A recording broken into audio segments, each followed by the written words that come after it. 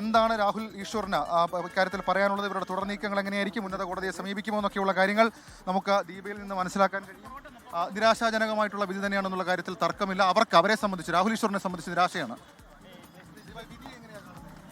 വളരെ അൺഫെയർ ആയ ഒരു വിധിയായിട്ടാണ് തോന്നുന്നത്. നമ്മൾ ബെയിൽ എക്സ്പെക്ട് ചെയ്തു, പക്ഷെ അത് റിജക്റ്റ് ആയതിൽ നല്ല വിഷമമുണ്ട്. കാരണം സത്യത്തിൽ അത് രാഹുൽ ഈശ്വർ ചെയ്ത ഒരു തെറ്റാണോ എന്ന് ചോദിച്ചാൽ, രാഹുൽ ഈശ്വർ ഒരു കാര്യത്തിന് വേണ്ടി സംസാരിച്ചതിൻ്റെ പേരിൽ ഇങ്ങനെ ഒരു അറസ്റ്റ്, ബെയിലില്ലാത്ത രീതിയിൽ അറസ്റ്റ് വരിക എന്ന് പറഞ്ഞപ്പോൾ അതിലൊരു ഭാര്യ എന്ന രീതിയിലും ഒക്കെ വിഷമമുണ്ട്. ഈ കോർട്ട് ഓർഡറിലെ പ്രോസിക്യൂഷന്റെ സ്റ്റാൻഡ് അത് കമ്മിറ്റഡ് ആകുന്നുണ്ടെന്നാണല്ലോ പറയുന്നത്.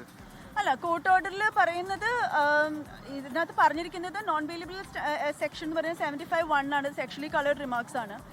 പക്ഷേ ഇതിനകത്ത് രസകരമായ കാര്യം എന്ന് പറഞ്ഞാൽ ഈ സെക്ഷലി കളേർഡ് റിമാർക്സ് ഏതാണെന്നുള്ളത് ആ റിമാൻഡ് റിപ്പോർട്ടിനകത്ത് പോലും കൊടുത്തിട്ടില്ലായിരുന്നു. അപ്പോൾ കോടതിയിൽ ഞാൻ ഉണ്ടായിരുന്നു, അപ്പോൾ ഇത് കേൾക്കുകയാണ്. അപ്പം എന്താണ് ഈ സെക്ഷലി കളേർഡ് റിമാർക്സ് ചോദിക്കുമ്പോൾ പോലീസ് പറയുന്നത് അത് നമ്മൾ നോക്കിയിട്ട് പറയാമെന്നാണ്. അപ്പം എന്താണെന്ന് പോലും അറിയാതെ അങ്ങ് എടുത്തിട്ട് എന്താ പറയുക ഒരു ക്ലോസ് ഇട്ടു എന്നുള്ളതാണ് പറഞ്ഞിരിക്കുന്നത്.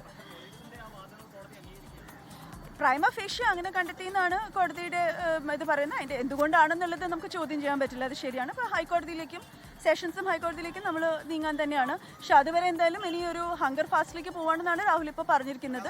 ഉറപ്പിച്ചിട്ടുണ്ടോ കാര്യം? ഈ നിരാഹാര സമരം ഉറപ്പിച്ചിട്ടുണ്ടോ? അത് 100% ഉറപ്പിച്ചു എന്ന് തന്നെയാണ് പറഞ്ഞത്. അപ്പം നിരാഹാര സമരത്തിലേക്ക് പോവാണ് എന്ന് തന്നെയാണ് പറഞ്ഞത്, ഹങ്കർ ഫാസ്റ്റിലേക്ക് പോവാണ്. കാരണം അതൊട്ടും അക്സെപ്റ്റ് ചെയ്യാൻ പറ്റുന്നില്ല. അദ്ദേഹം ആദ്യം തന്നെ അറസ്റ്റ് തന്നെ ഭയങ്കര, നമുക്കൊരു നോട്ടീസും തരാതെയാണ് അറസ്റ്റ് ചെയ്തത്. റിമാൻഡ് റിപ്പോർട്ടിൽ പറയുന്നുണ്ട് നിങ്ങൾക്ക് നോട്ടീസ് നൽകി, നോട്ടീസ് കൈപ്പറ്റിയില്ലെന്നാണ് റിമാൻഡ് റിപ്പോർട്ടിൽ പറയുന്നത്. കള്ളമാണത്. ഞാൻ ഇത്ര ഉറപ്പിച്ച് പറയുന്നത് കാരണം മറ്റ് കേസിന്റെ മറ്റ് വിശദാംശങ്ങൾ ഒക്കെ എനിക്ക് ഇനിയും പഠിക്കേണ്ടിയിരിക്കുന്നുവെങ്കിൽ ഇത് എനിക്കറിയാവുന്ന കാര്യമാണ്. ഇതിന് ഒരു നോട്ടീസും നമുക്ക് തന്നിട്ടില്ല. അപ്പോൾ അത് പച്ച കള്ളമാണ് എനിക്ക് പറഞ്ഞിരിക്കുന്നത്. അത് അവിടെ കോടതിയിൽ വെച്ച് പറഞ്ഞപ്പോൾ നമ്മളെല്ലാവരും നമുക്ക് അടച്ചു വെക്കാൻ പറ്റുന്നില്ല. കാരണം അത്രയും കള്ളമാണ് അത്. നമുക്ക് ഒരു നോട്ടീസും തരാതെ വീട്ടിൽ വന്ന് വിളിച്ചുകൊണ്ട് പോകുമായിരുന്നു. അപ്പം അത് തന്നെ തെറ്റാണ്. നേരെ വീട്ടിൽ ഒരു ദിവസം 4 മണിക്ക് വന്നിട്ട് വിളിച്ചുകൊണ്ട് പോവാണ് കൂടെ പറഞ്ഞത്. എന്നിട്ട് ഇപ്പൊ പറയുന്നു നമ്മൾ നോട്ടീസ് തന്നിട്ട് അത് കൈപ്പറ്റിയില്ല എന്ന്. ഇത്രയും അന്വേഷണമായിട്ട് സഹകരിക്കുന്ന ഒരാൾ എന്തിനു കൈപ്പറ്റാതിരിക്കണം? അത് സെഷൻസ് മൂവ് ചെയ്യും, ഹൈക്കോടതിയിലേക്ക് മൂവ് ചെയ്യും. അത് 100% ഉറപ്പാണ്. നിരാഹാരം അനുഷ്ഠിക്കും.